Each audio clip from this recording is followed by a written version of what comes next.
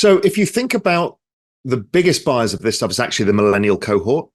What the millennials do really well is they invest in their 401ks every month.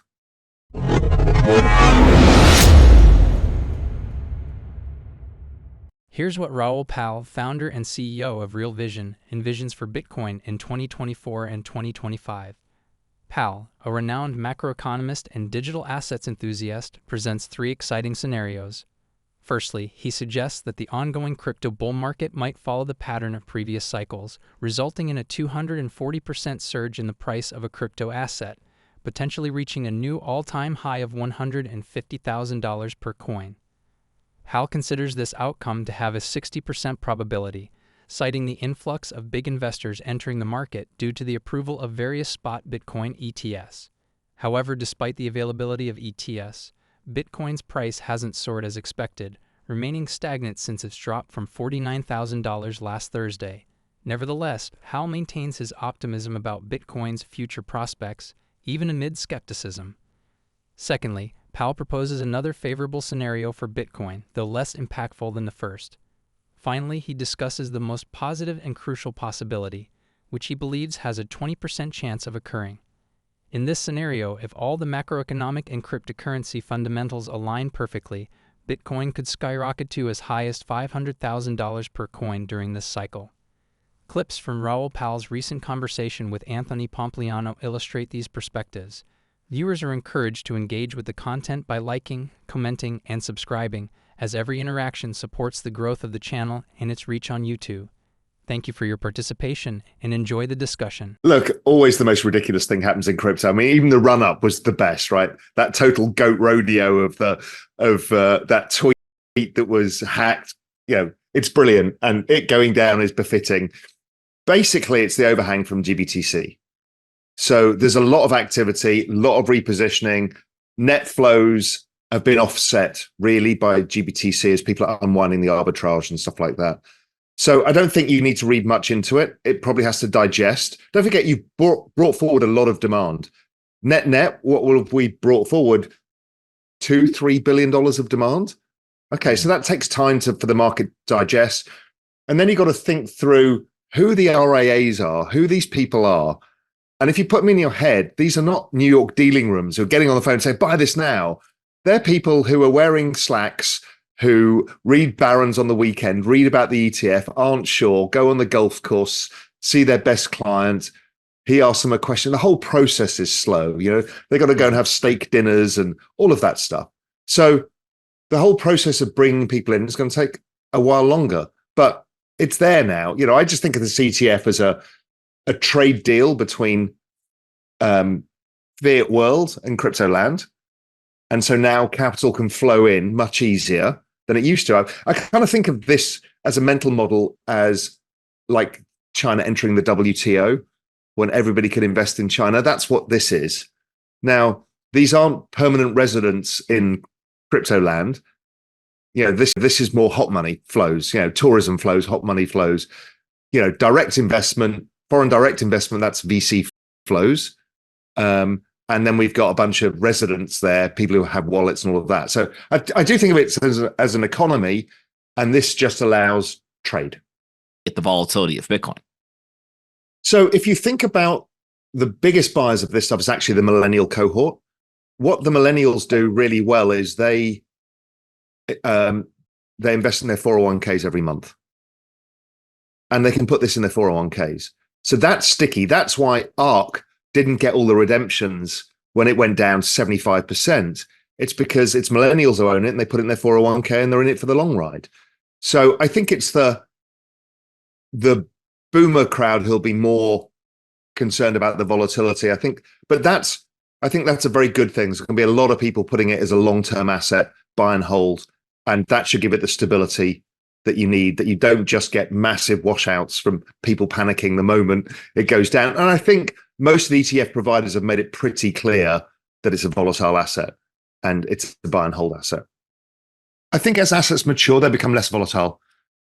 So I think we need to expect that.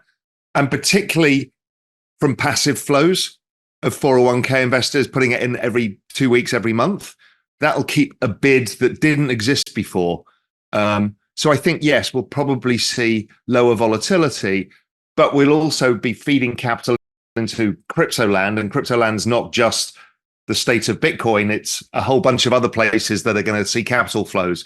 So the Wild West will still exist, but the big daddy becomes less volatile, yes, it's a shame because we can't make as much money out of each cycle. But if our underlying philosophy is we want the adoption of this technology to be broad and deep, it has to go that way. So it's kind of good from that philosophical angle of trying to change the world, bad from the ridiculousness of the cycles and how profitable they can be if you get them right.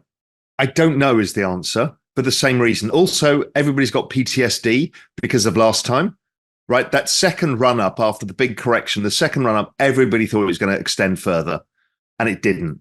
And so everyone's got PTSD.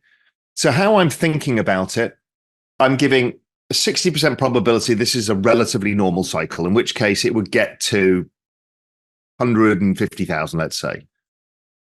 I'm giving a 20% chance that it's actually a front-loaded cycle because of the ETF and other stuff, that maybe it gets to that 150 faster and then fades, which will be kind of pain for a lot of people who expect it to go into 2025, right?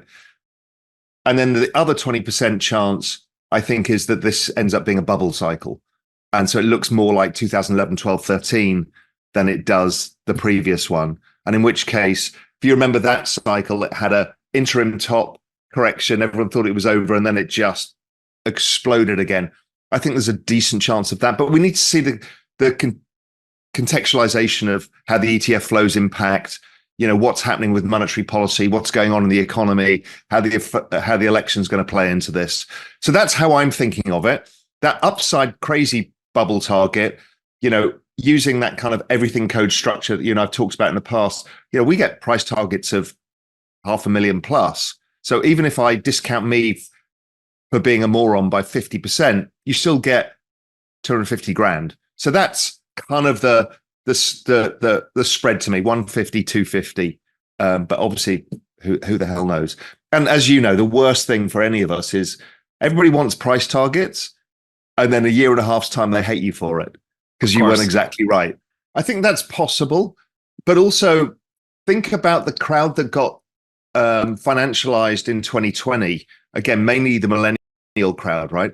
There's 110 million Coinbase accounts. And when I checked 6 months ago, only 9 million were active. So speaking to the guys at Coinbase, they're like, yeah, in normal activity, it'll get to 35, 40 million, and the top will grow as well. So there's a lot of money still to come in of people who participated last time around, have that interest, still have PTSD, will come back in. So maybe that offsets it. I don't know. I also have a feeling the applications layer of blockchain is going to bring in a lot more use case. So I'm thinking of this cycle as maybe the everything everywhere all at one cycle, when people have different unlocks for NFTs or inscriptions, or different unlocks for smart contracts and some of the other things, and they can use it for everything from whether it's ticketing to real world assets. So it just depends how far that applications layer goes. If the applications layer doesn't make much progress this cycle, then you're dead right. We'll see rebalancing. Don't forget, they're also going to be issuing options on the ETF. And that changes the structure of markets as well. Arkham Intelligence, a blockchain analytics company, shared data on Tuesday revealing that over $376 million worth of Bitcoin was transferred from the Grayscale Bitcoin Trust to Coinbase Prime payment addresses. This movement amounted to 873 Bitcoins.